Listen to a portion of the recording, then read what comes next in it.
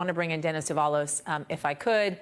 Danny, thanks for jumping on for us. I know that you're on specials, so I appreciate you kind of swinging over to us as well. And kind of give me the nuts and bolts, kind of your reaction to hearing the verdict that we did.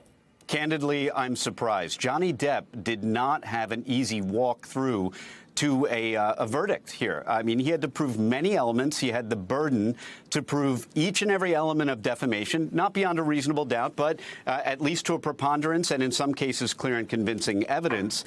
But he had to prove that the statements that Amber Heard made were about him and that essentially they painted him as an abuser.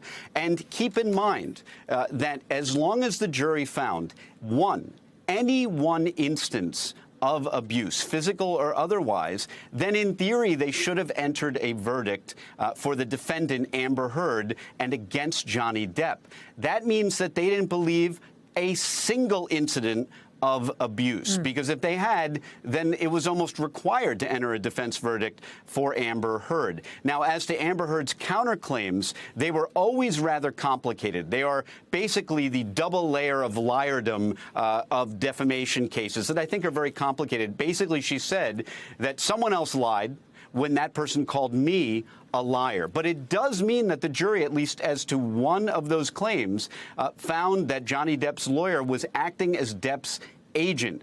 And no surprise, I wasn't surprised they didn't award punitive damages because maybe they concluded, well, his lawyer made it. That doesn't really mean that Johnny Depp was reckless in the making of that statement. So I'm not too surprised there, but I am astonished that the jury was not able to find that any one instance of abuse occurred. And I think Amber Heard's lawyers had kind of a point when they say, how much more evidence is a victim of abuse required to have? You know, they were saying that Amber Heard was a victim of abuse and she had video and all this other kinds of evidence in addition to her testimony. So what that means is the jury discounted that video evidence, photographic evidence, and Amber Heard's own testimony, believing that she was arguably never a victim of abuse at Johnny Depp's hands. Really a very surprising verdict. Thanks for watching our YouTube channel. Follow today's top stories and breaking news by downloading the NBC News app.